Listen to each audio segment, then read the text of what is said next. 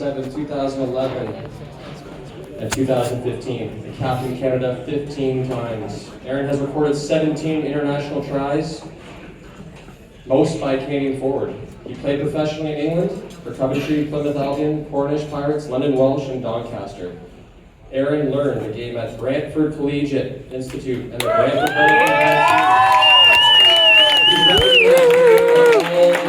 grade levels. During his professional career and while playing for Canada, Aaron always dedicated time to return to his local community to support coaching both at club and provincial levels, formerly with the Toronto Arrows RFC.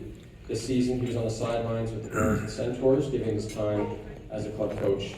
As is tradition, I will call up an individual that will share a few more words about our inductee. I'd like to call up Dave Neal. Davey!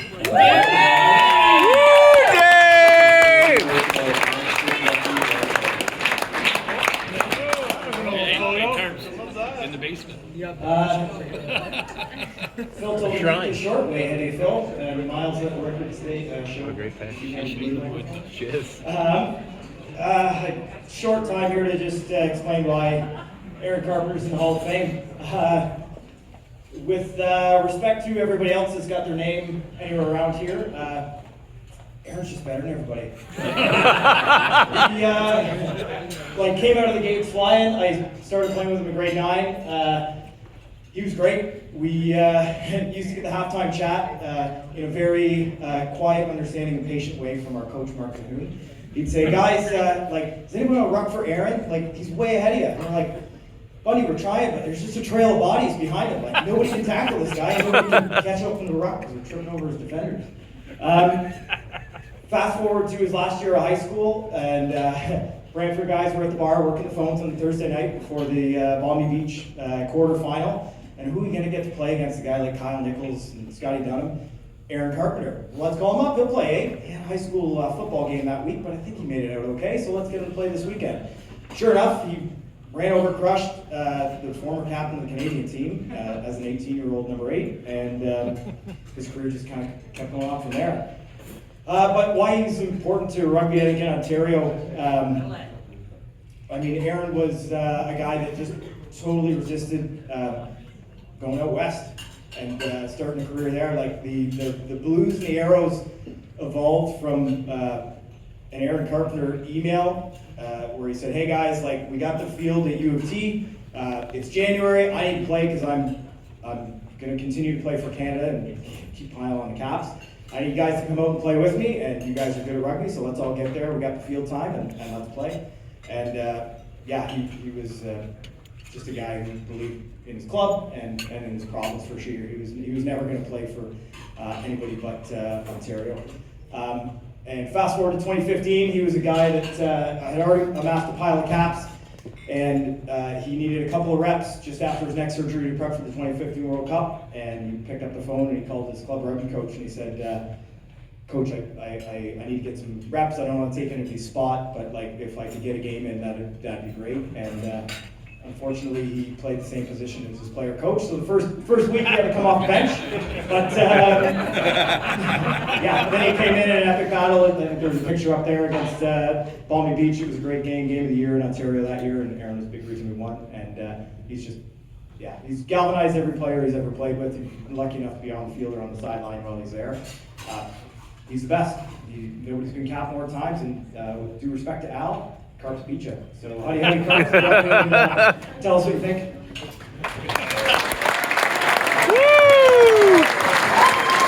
Thank you, David. And like Jordan said, I don't know, there must be something in the water record. But ladies and gentlemen, it's my pleasure to introduce. Let's see it, Aaron!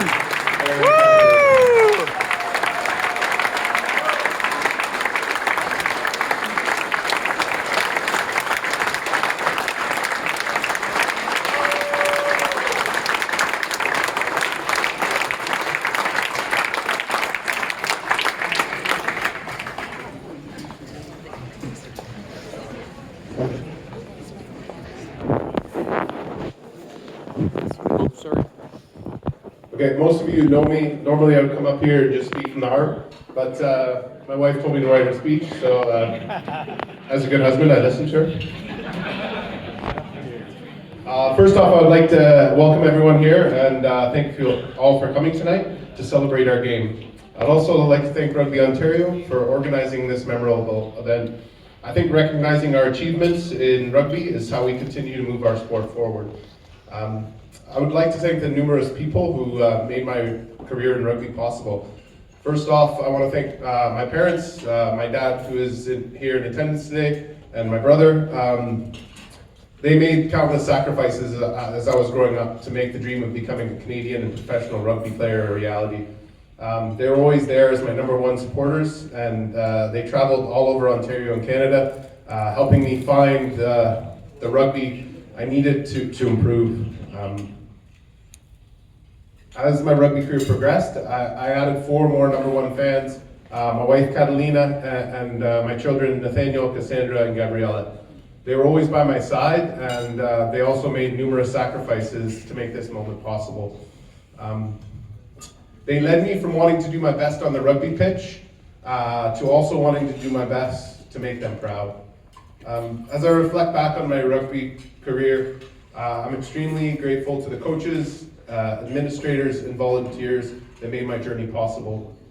Some of the mentors I would like to recognize tonight for their guidance are from BCI, Mark Cahoon, Bob Booz, and Mick Ferris. From the Brantford Harlequins, Dave Goodrow, Dave Neal, Bob McKeon, Jeff Prince, and Dave McLean. From Rugby Ontario, Glenn Tarver, Heather and Paul Ambrose, and Paul Connolly.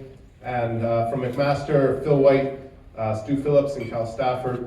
And more recently, Nick Mans, Tony Godsick, and Bill Clayton with the Burlington Centaurs Rugby Club.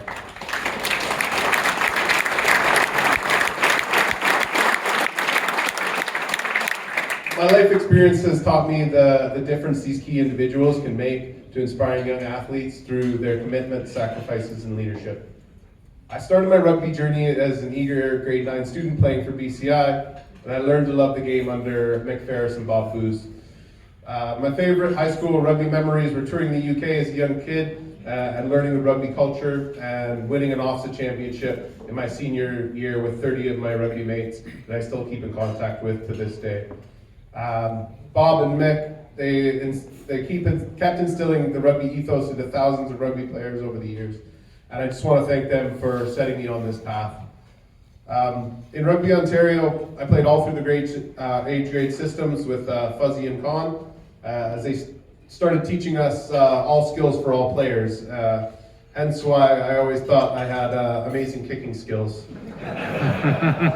In every age group, we were competing with BC for the championships, and that was teaching a lot of us young men how to thrive in high pressure environments. So thank you, Fuzzy and Con. I would like to also thank 2 Ontario rugby clubs that have made a huge difference in my life, both on and off the field. The Brantford Harlequins, my first club at home, and whenever I return there, regardless of the situation, I always feel welcome and supported at George Jones Field, even when I'm the opposing coach and we're up against each other in a huge battle. There's always a beer afterward, there's always a friendly handshake, and there's always a smile. So thank you guys. And secondly, the Burlington Rugby Club, who have recently adopted me as one of their own. I'm really excited about the future of this club and is building to the future this club is building, and I look forward to future battles with all the Ontario rugby clubs in attendance tonight. Early in my playing days with Brantford, we won a McCormick Cup, and after Bob McGee's experiments with me being a prop was abandoned, after spending a few games looking like a pretzel or a suitcase, I did eventually make my way back into the front row, but that was a few years later with a bit more experience under my belt. Bob, I know you're always fighting there with me at the highest level of the sport, and I'm thankful for him for his constant belief and abilities in myself. I'd like to also recognize Dave Goodrow as one of those special club members. He would give you the shirt off their back, and he was always willing to lend a hand to young aspirational players that need a little help to make it to the next level. So thank you, Dave.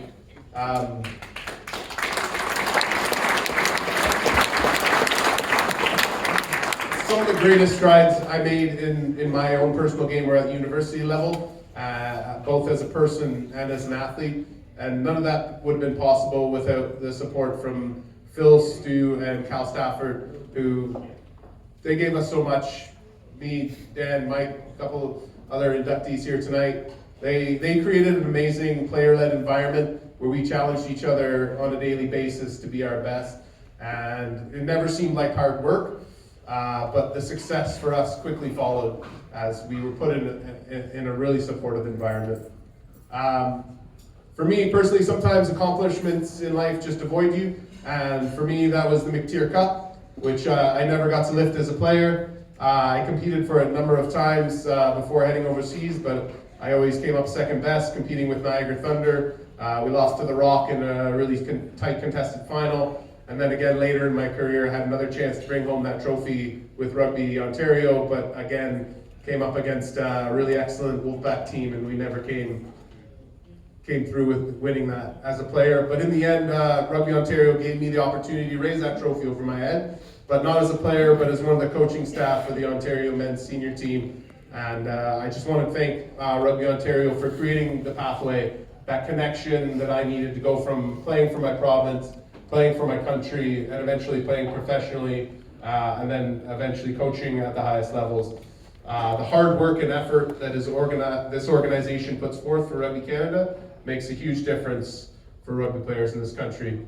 I'd like to take a minute to thank Miles Spencer and Brian Crothers and the rest of the Ontario staff. You guys kept our game going during the pandemic, and the work you're currently doing to bring the game back from that difficult situation, it doesn't go unnoticed. So I just want to thank them, thank everybody, thank all the clubs.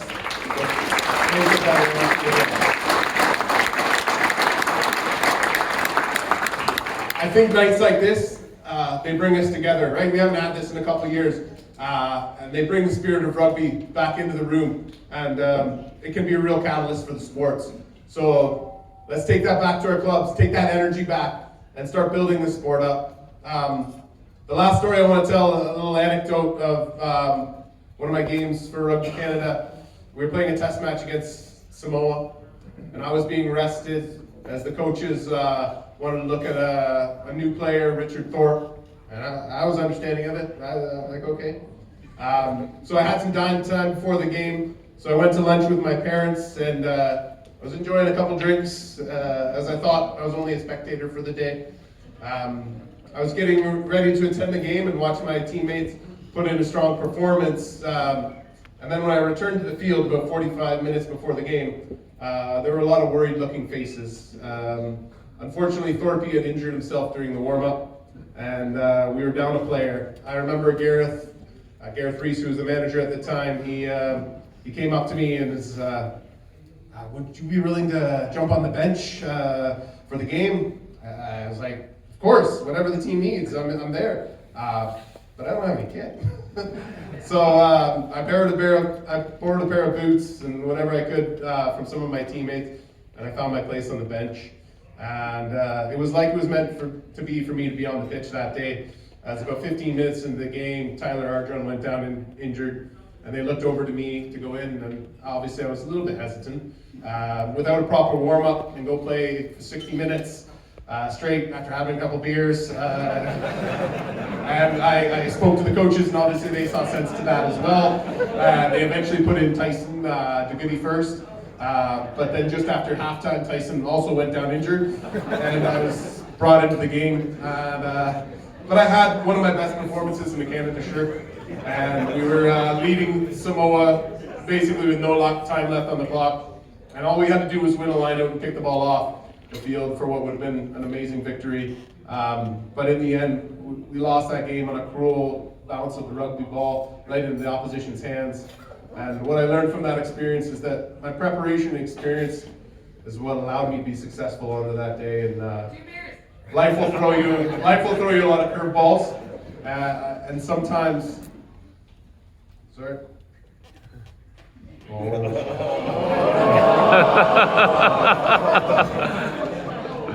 Sometimes it's more about trusting the process and looking for that growth rather than focusing too much on the results. The last thing I want to do is dedicate this award to the future generations. As a former senior men's player, I always try to encourage and guide the next group of local Ontario rep or Canadian international players to maximize their potential. And I want as many of the current future players as possible to make a difference in Canadian rugby. But that will take dedication, commitment, and a little bit of luck to make that a reality. I want this game to continue to be a strong presence in Ontario and across Canada and grow on all fronts. I would love my children to have the same opportunities and enjoy similar experiences that I had. And we all need to remember that when you look at a young rugby player or young coach, they're making sacrifices you don't see. In our sport, there is much more room for kindness and understanding, and I think that we underestimate the power of mentorship. If you're in that position to guide a player or young coach to help them grow, please make the best of that opportunity, because our game needs us all to pull in the same direction. Thank you again for this recognition. I'm extremely honored to hold a place in the Hall of Fame with such a distinguished company. Thank you very much.